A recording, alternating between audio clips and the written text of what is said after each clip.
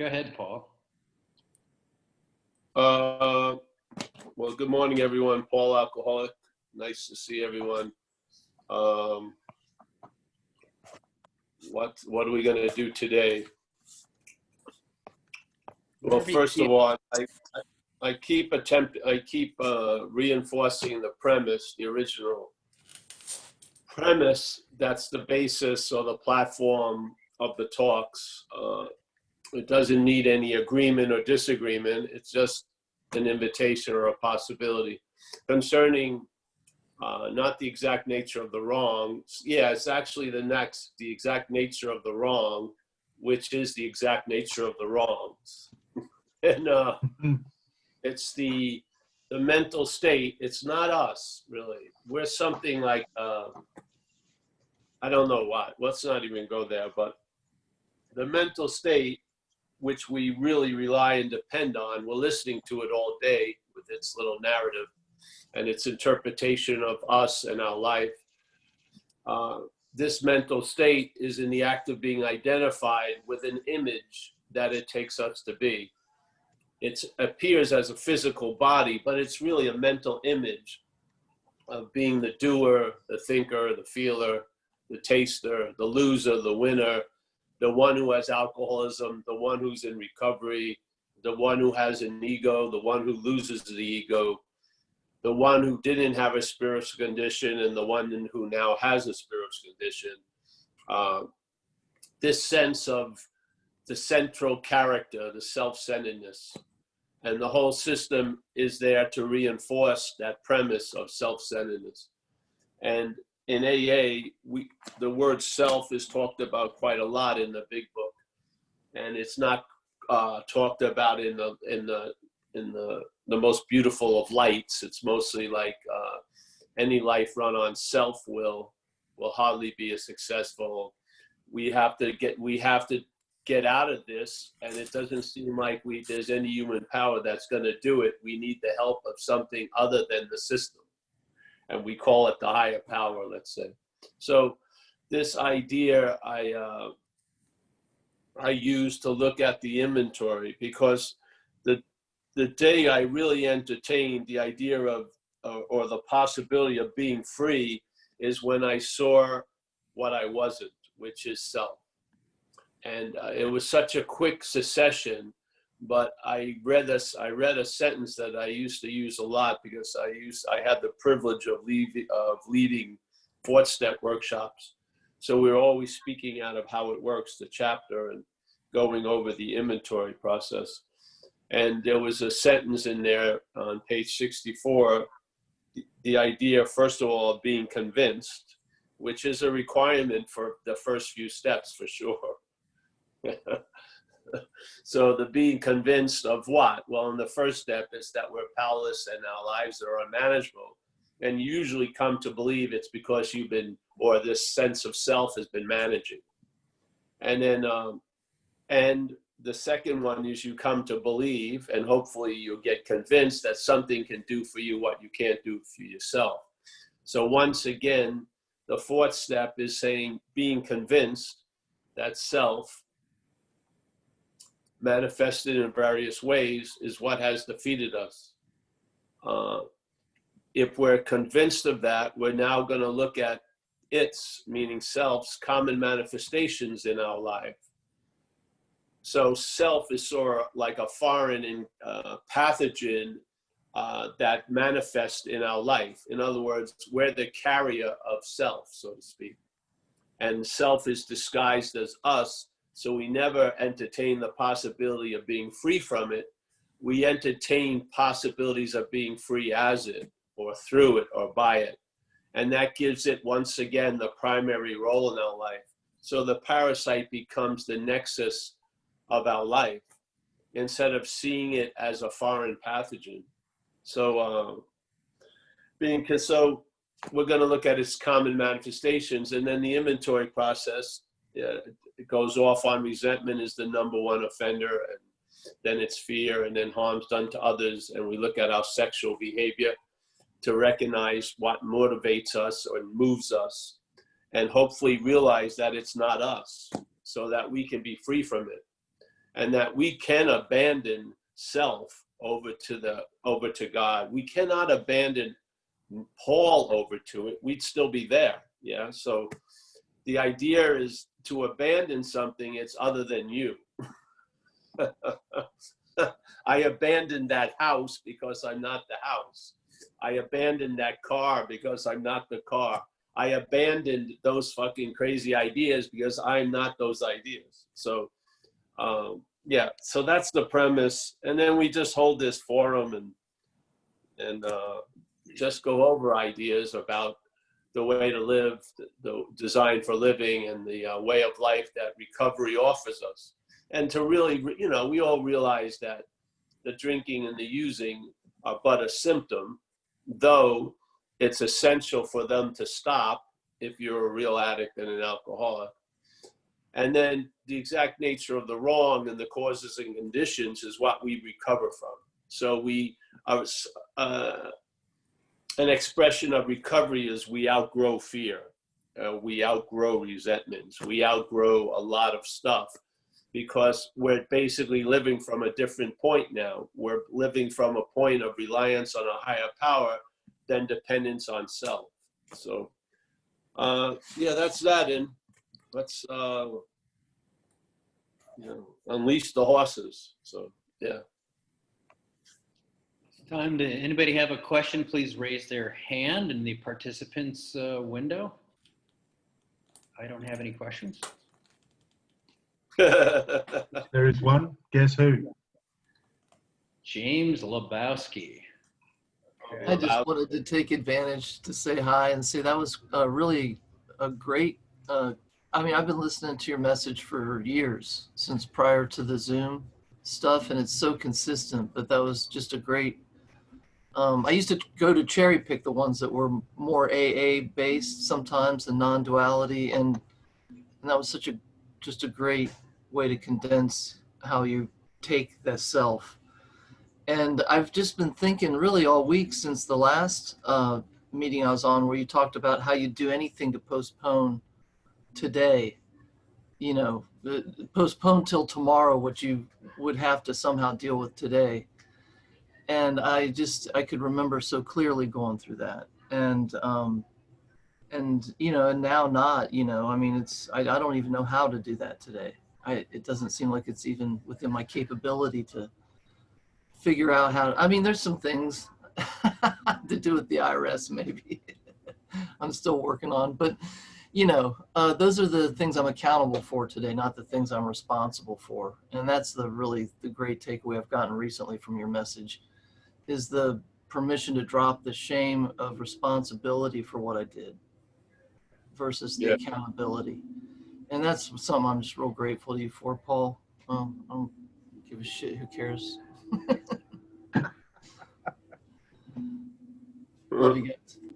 Well, I wanted to say what James was touching upon is when I was young in recovery, I heard a guy share, and I really liked this statement. He said, the alcoholic of my type is, I'm willing to pay any consequence tomorrow not to feel uncomfortable today. And I recognize that as one of my strategies in life, not my strategies, one of the strategies I was straddled with. And what was revealed to me over the first year or two of AA were the basis and also the workings of all these failed strategies stemming from reliance on a failed system. And I mean, they were profoundly off. How I dealt with things was not dealing with things. It was just unbelievable. It was amazing. I had made it to the point I made it alive, because basically in a sense, the I that I was calling myself was my worst enemy. I mean, I would actually try to run away from the police down a dead end alley and shit, thinking I was going to get away. Shit like this. And or the one that really always sort of was a galvanizing example of how I lived out there was, I remember I had a court date, which wasn't the first one, And I was afraid that if I went to that court date, I'd go to jail, because that happened quite a lot in the past. And so I was relying on my head, and I was anxious, and I was trying to avoid it as much as I can because it wasn't the date yet. But it was sort of hanging over me. And I asked my great counsel inside, well, what should I do? And it told me, well, just don't go to court. Yeah. Just on October 10th, just swim through October 10th. They'll go anywhere near the courtroom or the courthouse, and then you'll succeed. You won't go to jail. And I said, fucking far out, old great one. You know, once again, you've brought me relief. And so that fear of that court date was removed. And then and I felt like I had successfully navigated the fear of going to jail. So around October 12th, I'm driving around my girlfriend's car, and the police pull me over because there's a broken taillight. And the police come up to the door, ask me for my information. I feel pretty cool. I didn't do anything. And they sit, at least in my experience, quite a long time in the car, the police car. Always got me very worried.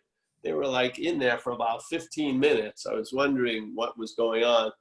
And then they came out, and if you hear the statement in America, you're going to jail, which is, Mr. Hedderman, will you please step out of the car? So I threw an alcoholic tantrum because I hadn't done anything. You know, it was just driving around, minding my own business. And they told me, well, you have a broken taillight. And I said, so yeah, give me a fix-it ticket. He says, no, but you have a bench warrant.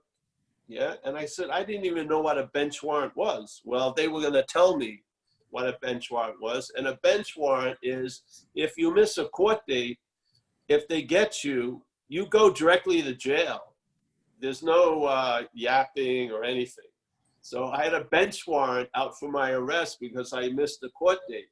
So now I'm in jail, and I have 2 more court dates. So the strategy I followed was not to go to jail. Yeah. It succeeded on October 10th, but on October 12th, I was in jail, and now I had 2 court dates, 2 more court dates. This is what happened. It was like fucking, you know, propagating rabbits. Everything, it just made more and more problems. I never saw I was the problem cooking up. And I was wondering, why am I running through this hallway of shit and fan all day? Yeah, because I was the triggering of the shit and the fan, because of what was directing me. Yeah, my strategies in life, and I don't even like to use the word my, but it's this language. The strategy I followed with great devotion, they didn't work. They didn't work. Yeah, but all the while I fell back on that thing. Well, I'm willing to pay any consequence tomorrow not to feel uncomfortable now. Yeah, but that now was quite short. And then a lot of discomfort and consequences followed. And it was really, I was getting the wrong end of the stick, basically. You know what I mean? So, I mean, how are you going to rehabilitate that fucking thing? How? It's a deep mental groove. It's like a canyon. The habit is so embedded. You're not going to get freaking, how are you going to, and how as that are you going to turn that around? It's impossible.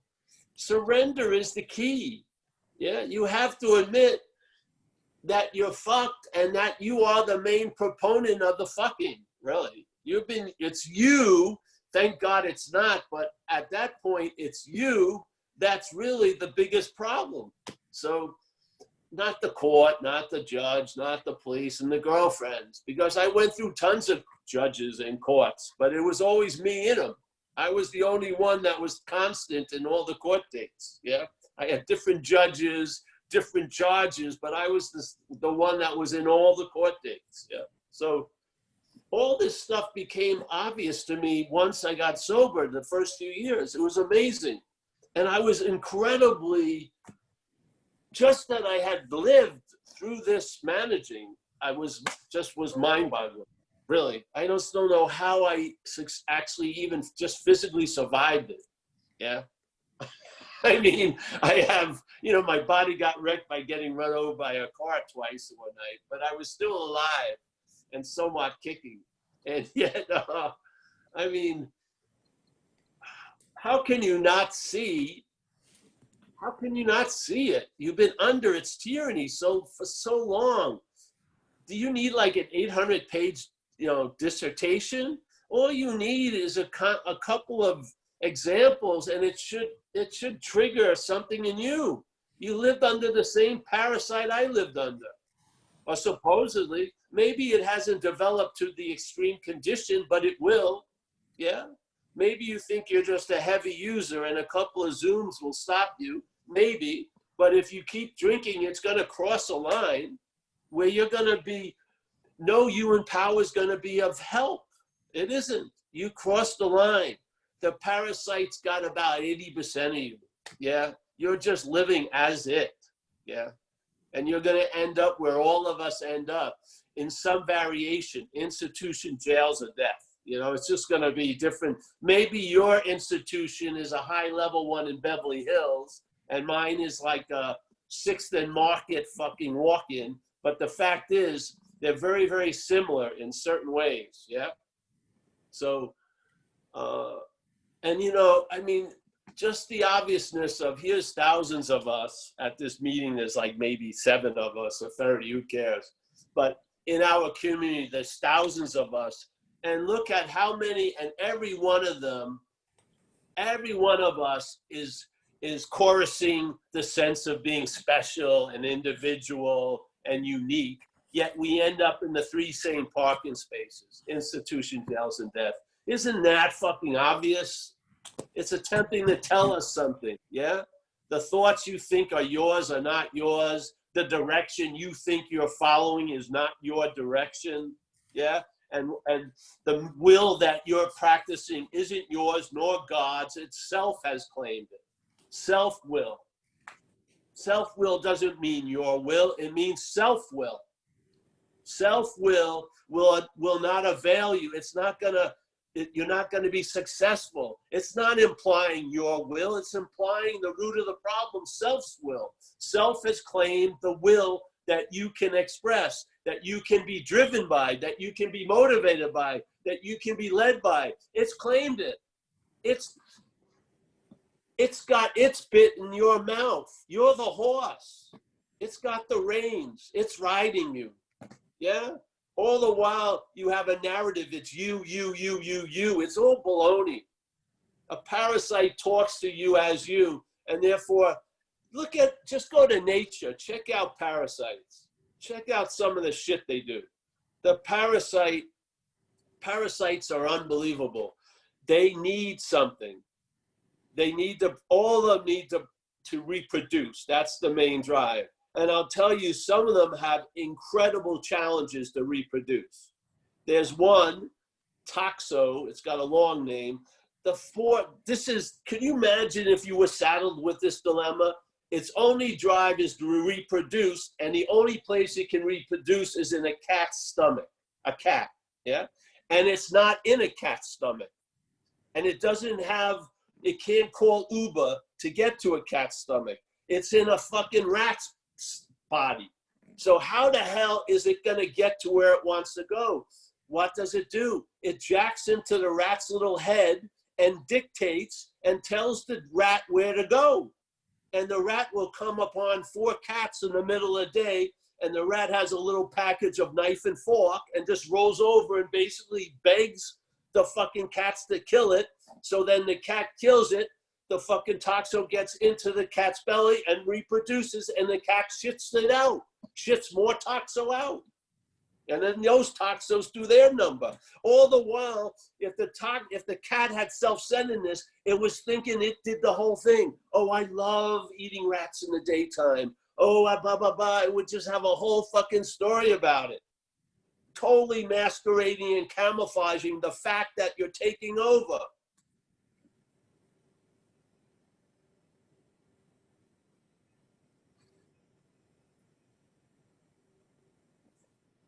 I mean, you don't need any more evidence. You just maybe need a new way of looking at it. Just look at it. Look at it from this view. There's lots of views presented in AA. Bill W. presents this one view on page 64, and it's very, very clear. Being convinced that self, not you, being convinced that self manifested in various ways has defeated us. We will now look at its common manifestations, and there's one way of looking at the inventory. Have you ever done an inventory from that point of view? It's in the book, page 64. It gives you the instruction. No, we usually parade like everyone else, my resentments, my fears, my harming other people, when that's totally disputed by the co-founder of AA on page 64. It says, being convinced that self manifested in various ways is what has defeated us. Yes? How is it defeating us? We keep calling its manifestations our manifestations. How can you? You want to argue 80 steps down the line? Look at that. Do you or do you not? Do you or do you not claim manifestations of self in your life as yours? If you do, you're in the bondage of self. It's just that simple. You just diagnosed it. Yeah.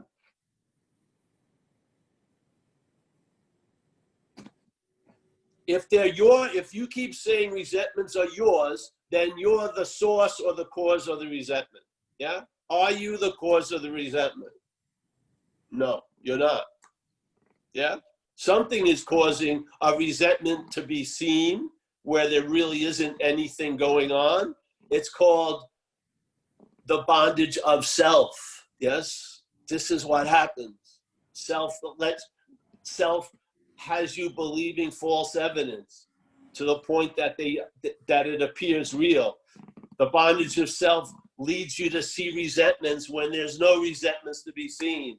The bondage of self gives life to a resentment that would have passed about 5 hours after it first grew and has kept it on life support for 50 years. 50 years. Could you imagine you having a resentment for 50 years? I would say the resentment has had you for 50 years.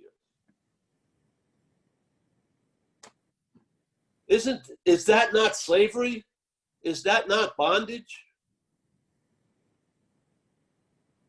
How does self defeat us? It doesn't defeat us as self, it defeats us as resentments and fears and harms done to other people, and we're no good, and we did these terrible things. I can never forgive myself because I did it, even though I was totally intoxicated and I had no volition or sense of fucking free will whatsoever. I was driven to do whatever I did. No. After a fact, it's me. I did it. Yeah. Are you free of the guilt and shame that is produced by the mental state based on the behavior when you were using and drinking? That's the bondage of self. We're bonded to the past by being the owner of behaviors that were driven through us. So it says in AA, God can do for us what we can't do for ourselves. Well, let's see the preamble of that, which is something did through us that we would never have done by ourselves. The first God in our life, alcoholism or self really, did through us what we would have never done by ourselves. Yes? We give all credit to God now, but where is the pointing out about what we're not before we got sober? We take all the blame for all the shit, and we give all credit for all the charity and the grace. Fantastic. I think we need to apply it both ways. Yeah? Let's put the blame where it really lies, on a fucking parasitical movement. Yeah?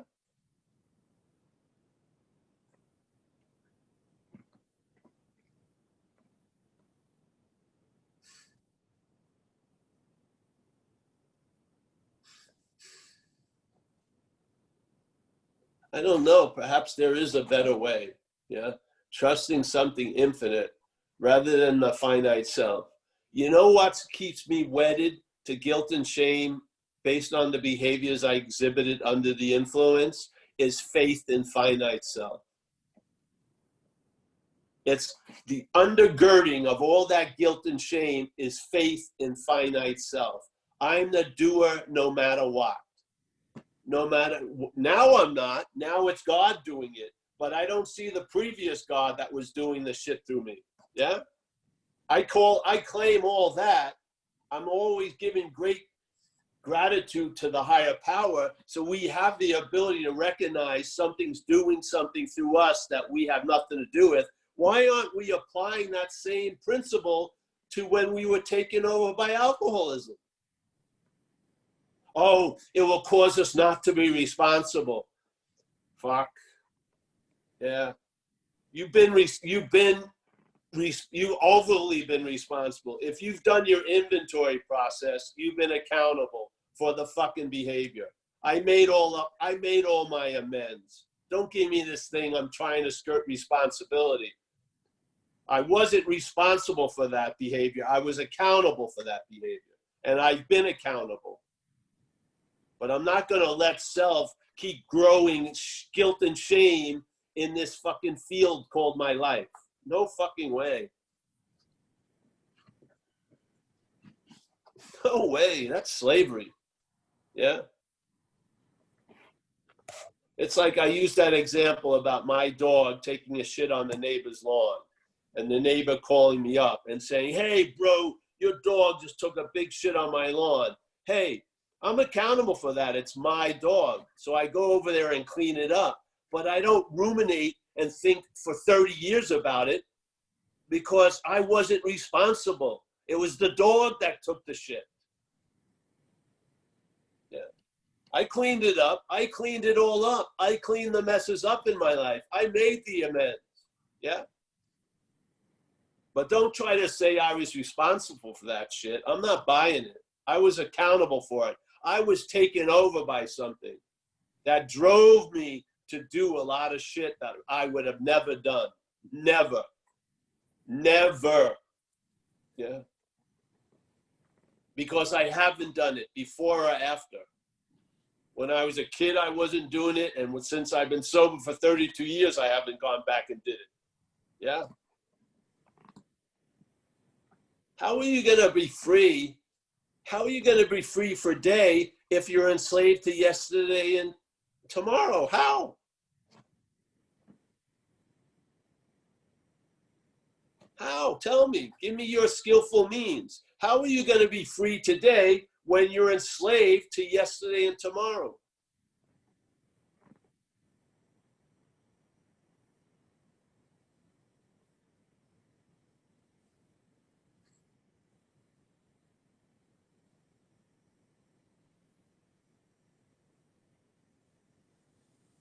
You know, when I was out there, I got a lot of trouble young. So my mother would get older people to come see me, like her brother, Uncle Sam, and other people.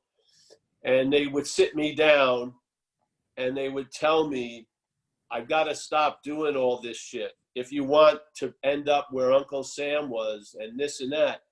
I didn't want anything Uncle Sam had. I didn't. Yeah. I don't want to be enslaved to the problem by constantly worrying when it's going to take me over every second. I don't want to live in fear now. I don't. I've outgrown that fear. I've recognized the fucking beast and it's not me. And recovery has allowed me to thrive. It's allowed the action figure to thrive, to be free from the tyranny of being driven by that mental state. Yeah. So.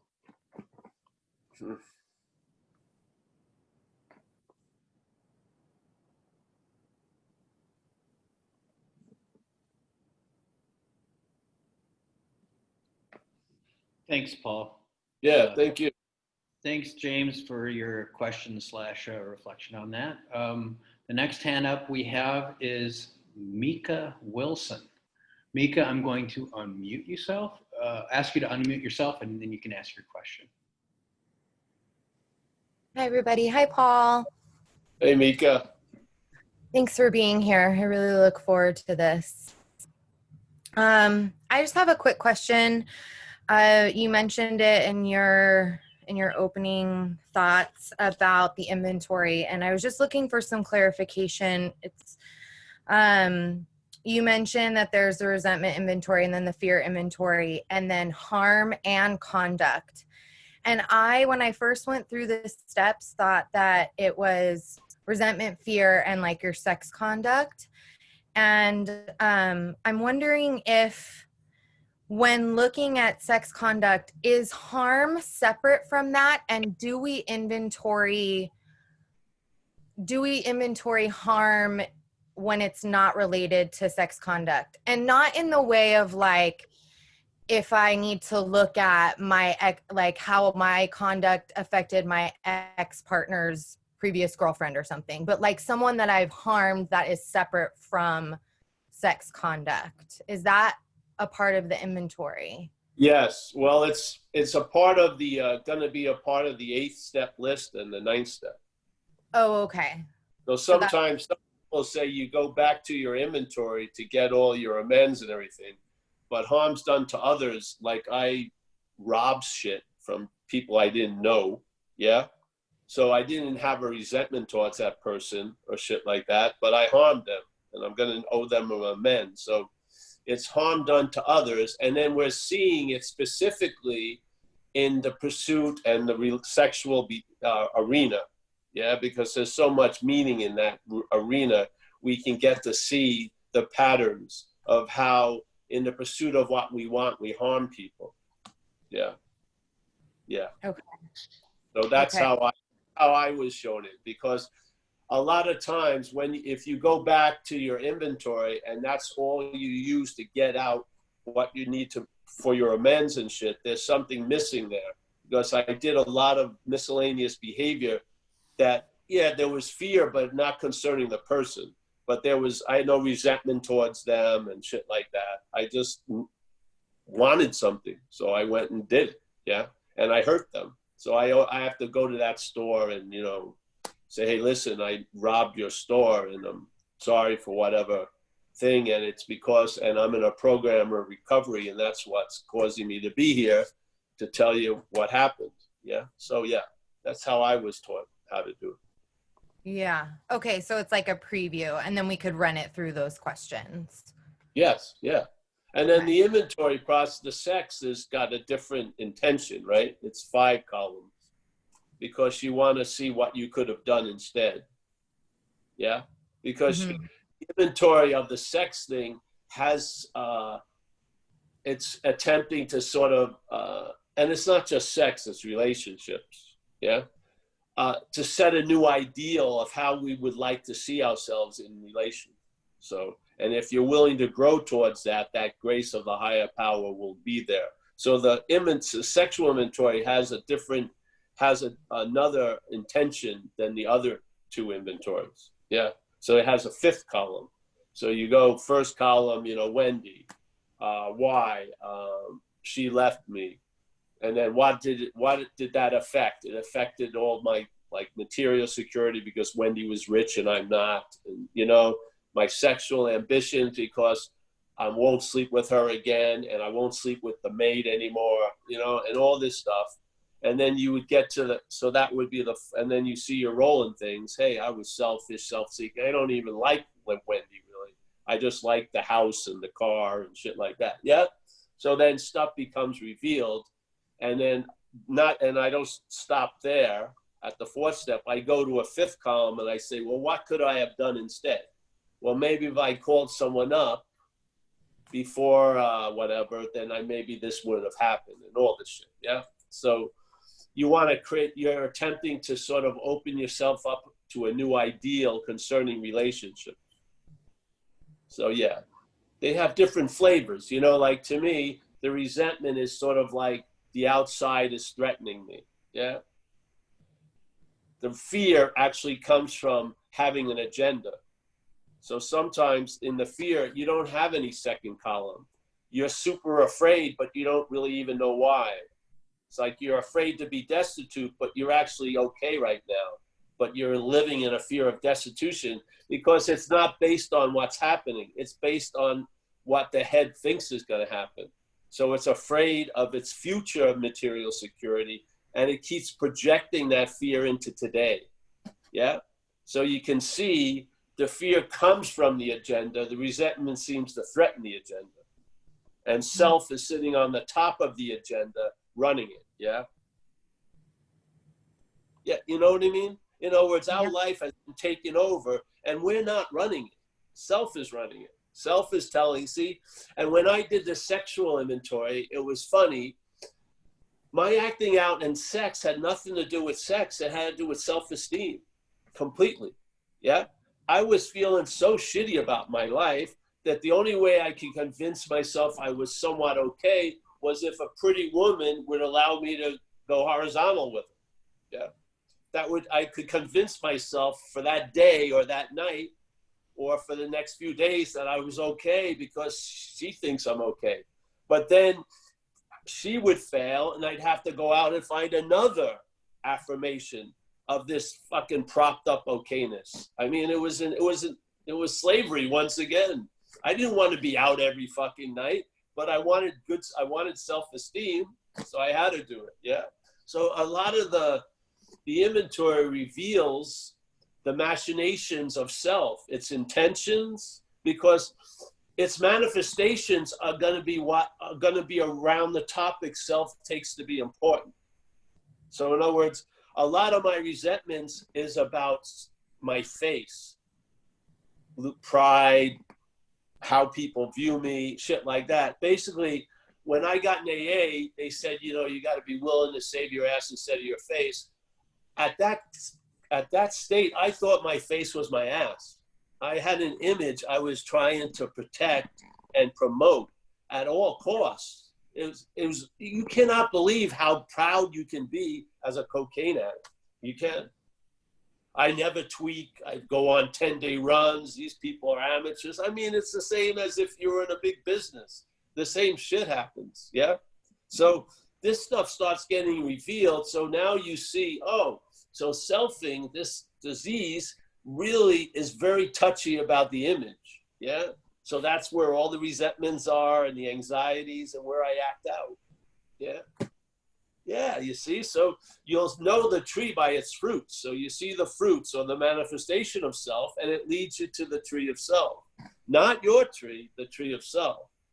And this is the whole point about the turning one's will and life over to the care of something else. Instead of self sitting on top of the agenda and running it, higher power on top of the agenda.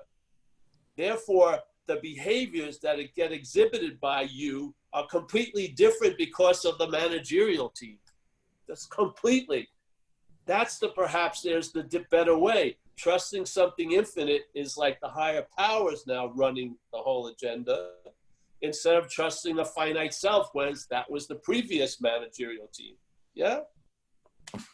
This is how we recognize it, by doing the inventory and then sharing it with someone else and then seeing the highlights of the pattern of how we've been defeated so that hopefully, yeah, it will make the new managerial team a lot more attractive.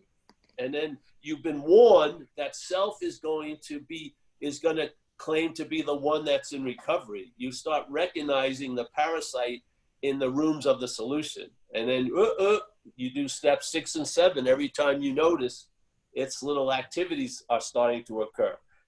That higher power reconfigures it or removes it, and then there you go. And so now, basically, the infection has been drawn out of you, yes? And the pathogens have been gradually or quickly are being drawn out of you by the way of life of AA, yeah? And more gets revealed, and that's what gets revealed to me is usually about what I'm not. And so I just keep doing 6 and 7, asking that power to remove what I'm not out of me. Yeah. So I can be of maximum use to myself and others. That's the whole point. Yeah. But first you got to see you're not that. which is the disease. You're not. Or you'll be fighting to keep it in place, even while you're in recovery. Yeah. Okay. That's why I felt that it was so important to entertain, and see, this was shown to me, that's all. It was like a sudden flash. I saw the word self, and I saw it from a distance, and I realized I'm not that. Finally I had a feeling of real integrity of what I am by recognizing what I'm not. I did. And from that point on, everything has changed. And that basic premise of self is foreign to me hasn't been altered by any revelations. It's been reinforced by revelations that I'm not that. Yeah. So basically, I've been given a little platform in recovery, and I'm just sharing it because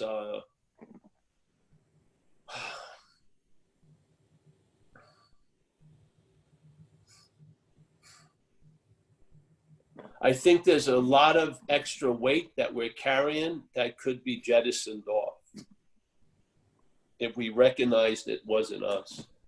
And that higher power has the ability to jettison it off. We can't, but it can. Yeah.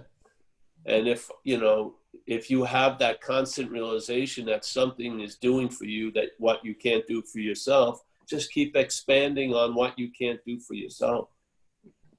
And that principle will keep working. Yeah. Yeah. So this is what, I saw it as something different in me. I don't believe alcoholism is the root of the problem.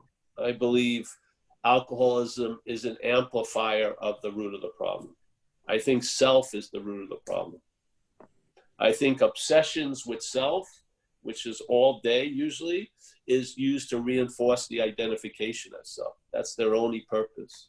Because you'll obsess over the littlest thing or the biggest thing. It doesn't matter how critical it is in your life. Obsession just keeps happening because it's being used to reinforce the identification as it. That's how it keeps itself. That's how the skin keeps itself adhered to the snake. It keeps fucking gluing itself back all day. Yeah. But there's a freedom. I don't want to go into the snake and skin story. I think you've heard it. Yes? So yeah. Yeah. So the skin is like self trying to glue itself back to the snake all day through the narrative, through the obsessiveness, through the constant deluge of thoughts that somehow have a lot to do with you. Yeah. So perhaps there's that better way. That's what we're hopefully on. Yeah. It doesn't mean that goes with you. Self weakens as you move towards the infinite. It doesn't strengthen. As you move back to self, it strengthens. As you move away from it, it weakens. Yeah, you lose interest in it, like it says, and you gain interest in others. That's just not a random event. That's the beginning of the process of recovery, is a loss of interest in self, a continued loss of interest in self, and a gaining interest in others. And others aren't just people. Others is you and everything else. So now you're awake at the exact moment you're awake. Yeah, you're here now, exactly now. Yeah. And it can sort of it can stabilize, really. Yeah, the solution can stabilize. And then the constant feeling like you're under threat or under a siege is removed. Yeah. The problem doesn't exist for you anymore. And you know what the shame of that is? Because of the addiction to time, and you're thinking it may not be the case tomorrow, you don't really enjoy that the problem doesn't exist for you anymore. That's the real shame of the bondage of self. You're free from it, and yet you're still afraid of it. It just flips me out. Yeah. So, yeah. So there's there's a solution. It can go, it can solve your problem of acting out at picnics. Maybe that's all you want, and that's fine. the rest of your life, you're never going to flip out at another picnic. Fantastic, you know? Maybe you'll have instead of a 3-month relationship, you'll have a year relationship. That's all you wanted, far out. That can occur in AA also. It just matters what's going on, you know? I didn't want to be, I never knew what normal was. I don't want to be reestablished in normal if normal is slavery. I don't, you know? You know what I mean? I don't. I'd like to find out what's going on. Yeah, because it seems like it's way off. And I want to, so if it's way off, yet what I'm looking for is actually available right now. Well, let's see what's sort of causing the way offness. Yeah, and I would just say it's a lot of mental static, rooted in the identification as self, because the only reason why we keep listening to it is because it's about us, really. I wouldn't listen to this shit if it was framed as Stanley. I wouldn't, unless I was Stanley. I wouldn't. I would not listen to it more than a few minutes. Yeah, so I've been listening, 60 years of listening to it implies there's something there. There's a bondage, because the failed system has revealed itself as failed, yet there's still reliance on it, which is mind-boggling. It's like we're resuscitating a dead horse, we buy it a new saddle, we groom it, it's a fucking dead horse. Get up, an alive horse will show up. Yeah. In Zen, they would call it, putting lipstick on a pig and legs on a snake. Yeah.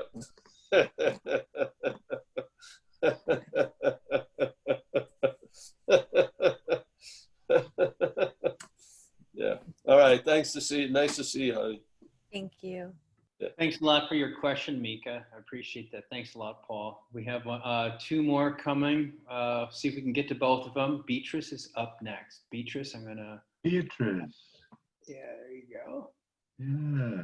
Hi, everybody. Good evening, good morning, whatever it is Hey. where you're at. Hi, good to see everybody. Thanks, everyone, for chairing, co-hosting this meeting, and thank you, Paul. I just wanted to comment on what you talked about, Paul, earlier about this parasitic movement and how it affects us and how it manifests. And for me, when I could understand and realize, and it was a realization, that self manifested in resentment that I was carrying for a very long time, which eventually I understood was a fear. And when I had that light bulb moment, and I believe I shared this with you before, where I recognize it as false evidence appearing real.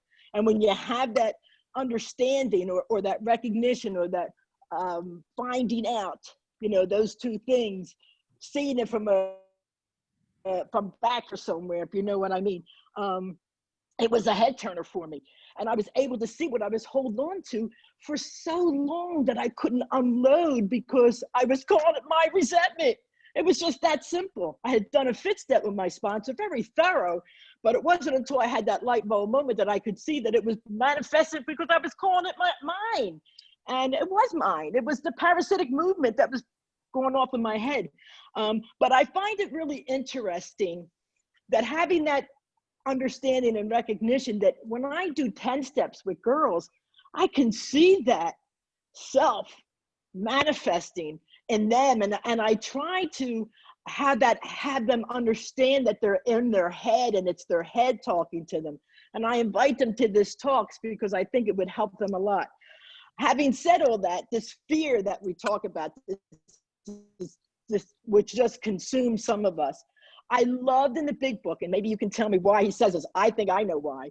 But when he talks on page 68, middle of, we ask him to remove our fears and direct our attention to what he would have us be. I love that line. Not do what he'd have us be. And I always say to girls, what do you think God wants you to be? And I think God wants us to be happy, joyous, and free. And I think if we can recognize that and understand what it is that's driving us, and that the self is just that. It's just 3 pages, 60 to 63 is all about self. That's the problem. So anyway, sorry, didn't mean to go on a tangent. Thanks, guys. Thank you, Beatrice. That was nice. I'll be going to Beatrice's reflections on the 12 step. Thanks, Beatrice.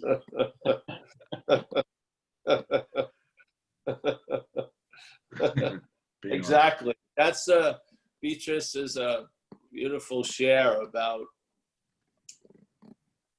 seeing what you used to look from. Yeah, it's a beautiful, to me, I like to use it as an aperture opening up on a camera.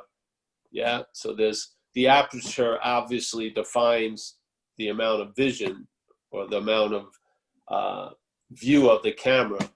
And for some of us, we think that the aperture of self-centeredness is unmovable.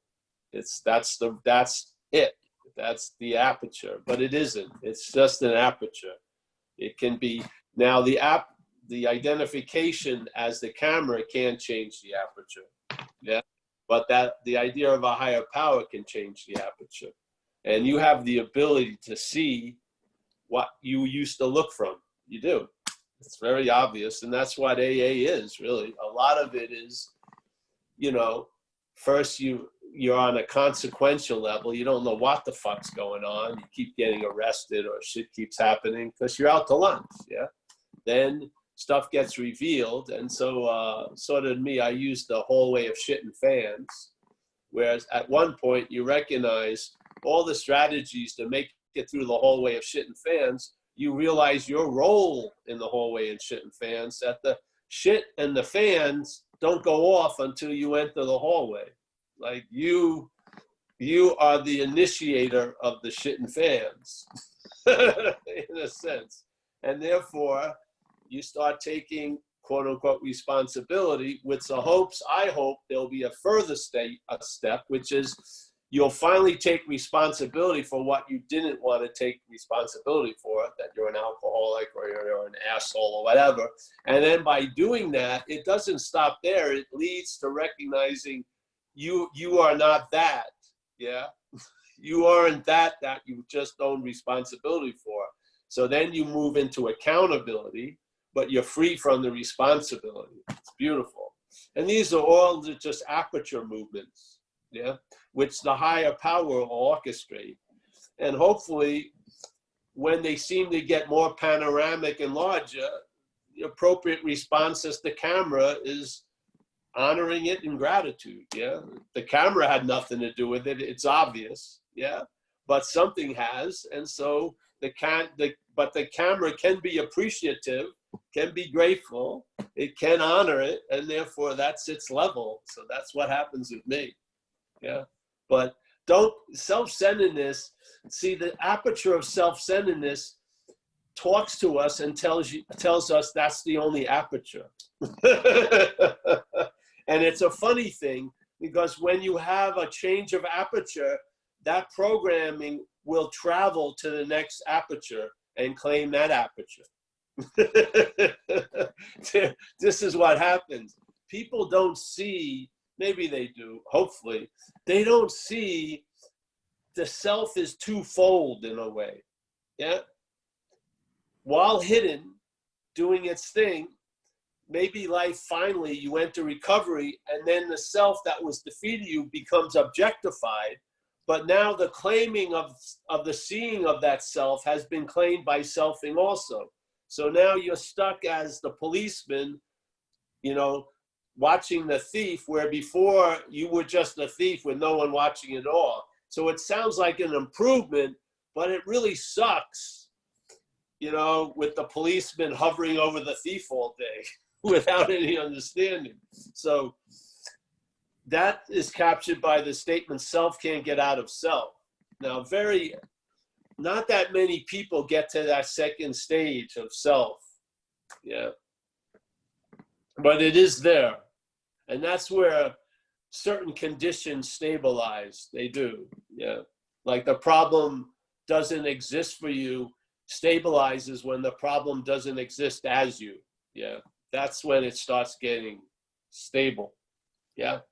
And but this is just, let's first recognize that maybe this thing we're taking ourselves to be isn't true. that it's manufactured, and it's manufactured by the same factory that's manufacturing misery. Yeah, you're not you're the factory, but you're not the one who's controlling the output. Yeah, selfing is. So yeah, change the managerial team, and you'll change the factory's product. You will. Yeah, trying to change the product under the same managerial team won't work. Yeah. So. Yeah. Thanks, Beatrice, for your reflection, and Paul, appreciate it. Do you want to, Paul, do you want to, one more question, or how are we doing on time? Yeah, one more question, I guess. Yeah. All right. Where am I going to go? We're in a pandemic here, and then we have terrible fires. The air quality isn't that great where I live, so. But I am going to go out. Yeah. All right. The next question is from Kyla Reeve. I'm going to ask you to unmute yourself. You can ask your question. It's not a question. I just wanted to let him know that his speech was very great. I could relate to it a lot. And I thank you for being here and actually sharing your experience and how recovery has helped your life. And with that, I'll pass. Good stuff. Oh, thank you. Thanks. Thanks, Kyla. There's another. You can do it. If not, that's fine. Did you? I'm sorry. Did you want one more question or no? Yeah, I don't want one, but if there is one, yeah. I'm going to take that as yes. One last question we have from Teresa H. And y'all can be mad at me for allowing this, but I think it's going to be a good question. All right. Okay, if you want to unmute yourself, Teresa, and ask your question. Sorry. That's okay. The share content, it says only the host can do that. Is there any way that we can get the content of what this hour? Yes, there is. You can go to zenbitchslap.com, and in a little bit it'll be reposted. Or you can also go to the Facebook site. I don't actually have that Facebook site in front of me to read it to you, but the Facebook site, if somebody else wants to chip in. The Facebook page is AA Zoom's Global List, and it's on there. Or like Kaiser says, it's at Zen Bitch. It'll be there very soon, I would imagine. Hey, is that right, Mike? Mike says yes. Great. Okay. Yeah, and it's really important because a lot of the times I can't fully hear everything that's coming in, and I like to replay them and see what's going on. So thank you. So it's on Facebook, or you can get it on, what was the other website? USA. Zen. No. It's at Paul's website is zenbitchslap.com, and that's where you can get all his videos there, and they're amazing. You get a full right back. Zenbitchslap.com. Okay. All right. You had one already today. I've had two. That's it. Yeah. Is that it? Yeah. There's one more question then we can get in, I guess. Okay, we are going to go over to Jack G. He was next in line. Let me find you, Jack. I kind of lowered your hand here. He's out walking, isn't he? Okay, Jack G, here you go. Last question. I asked you to, there you go. Am I on mute? Okay, good. Hey, man. Hi. Hey, everybody. Hey, Dave. Hey, man. Jack. Good to see you, Kaiser. You're towing your weight around here. Yeah, doing a good I job. like that. Yeah. I'm out of a job. Paul, it's great to see you, Paul. I don't know if it's so much a question, but it's just more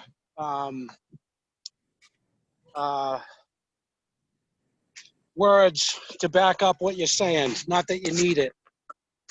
But in the sixth step, it talks about character defects. In Buddhism, they call them mental afflictions. And in other places, they call them sins. But but the sixth step says that they, meaning the character defects, subtly, blindfully drive us. And when I read that, when I see those words, subtle and blindfully drive us, it really gives an understanding to the responsibility and the accountability. Yes. So I know you've already really talked about it, but I don't know. I just that kept popping into my head, that sentence in step 6. So, and it does say they. It doesn't say, it doesn't say ours. It says they. So, Yes. thank you for everything. Thank you, Jack. Yeah, the thing that a lot of people are afraid of is that if they don't take responsibility, that's a big boo-boo. This isn't not taking responsibility. It's taking responsibility and then leading to accountability. Yeah. It's not taking responsibility and then living a life still being responsible for that behavior that you've made amends for and everything else. It's responsibility, because the thing is, in a weird way, being the center of the universe, you're thinking you're responsible for everything on one level. Yeah. And there's a famous download called The Course in Miracles. And in that download, they talk about the original guilt, in a way, is the idea that we separated from God. Yeah. And our authenticating that fact is this whole event here. Yeah. So I found when I was young, I had a great example of it. When I was about 6 years old, my father got very ill. And so my mother sat me down and talked to me about it, and talked to me about things were going to change. Like my father wasn't going to be able to play with me in the field and shit like that. And they brought the doctor, our family doctor, and he told me, and I could understand what they were saying, but the real emotional translation was, what did I do to cause my father not to want to play with me anymore? Yeah, this is coming from self-centeredness, obviously. Yes, that's what we're blind to. We're not aware of that. So really, a lot of my behavior, drinking and using, was trying to get out of being responsible for everything in a weird way. Then I come into recovery, and they want me to be responsible, and my whole life was trying to avoid responsibility. And so, yeah, the first step to accountability is responsibility. You can't jump from trying to deny responsibility to accountability, because that could be used as another way of denying responsibility. Yeah. So no, we own everything. Yeah, we're responsible. Like when in Rome, do as the Romans do. All right, yes. But it doesn't stop there. It leads to you seeing that what did through you, what you wouldn't do by yourself, wasn't you. Yeah. So now there's another phase called accountability, where you have been responsible, you made the amends, you did everything. Yeah. And now, but you're not going to be beholden to that any longer, because truthfully, you've seen that something did through you what you wouldn't have done by yourself. You've seen that you've been taken over. Yeah. So this isn't sort of like, all right, totally super responsible for everything, I'm going to try to avoid responsible forever, and then just jump to accountability. No, you become responsible for alcoholism, which leads to realizing you're not that. And then you're in a state of accountability, which is different. But it's not a leapfrog from first being responsible. This is the process of recovery, yeah? And people that are afraid of this idea that it wasn't you, because that would mean, oh, I'm just skirting responsibility. Well, no, you haven't. If you've done the 9th step and you did all this shit, you didn't skirt responsibility. You finally actually showed up for responsibility. And when showing up, you found out, see, while I was trying to make shit unreal, it was as real can be. When I finally got into recovery and I let all that shit I was trying to make unreal be as real could be, it showed me it wasn't real. But I can't jump to it isn't real until it shows me it isn't real. I have to be responsible, and then it leads to accountability. So this isn't like a get out of jail free card. It's realizing it's a whole, I just hate this. The disease just drives me crazy. It wants to forget the whole forest by a tree. It wants to get totally fixated on a tree and miss the whole fucking picture. Man, it's very myopic. It's a very myopic little view. So yeah, we're not preaching non-responsibility. We're preaching accountability by recognizing what, if you don't see this thing is foreign, you're going to try to be free as it. You're going to try to rehabilitate it. You're going to try to civilize it. You know what I mean? How much effort and time is going to go into something? And it's like the old story with the lady who saved the snake and put it into a little shoebox and made a comforter around it and fed it with a little eardrop or eyedroppers. And then she's walking around with it as it got a little better and it bites her. And she's totally surprised. And she looks at it and goes, "Mr. Snake, why did you bite me? I've been so nice to you and this and that. Hey, I'm a snake." Yeah. It's a parasite. It's a foreign fucking thing. It doesn't give a shit about you. You're an opportunity, and it's taking incredible advantage of that opportunity. Wake up. Yeah. Mm. All right, so that's it, I think, eh? Wonderful. All right, thanks everybody for coming and let me participate in this. Really important. We're going to be doing this again next Thursday, same time, and also check out zenbitchlap.com where you can get a replay of this video or audio, and also on aaglobalists.zoom, I think, or something. Anyway, I want to say goodbye to everyone though too. Oh, yeah, of course. Sorry. Thanks, Paul. I forget that. I want to say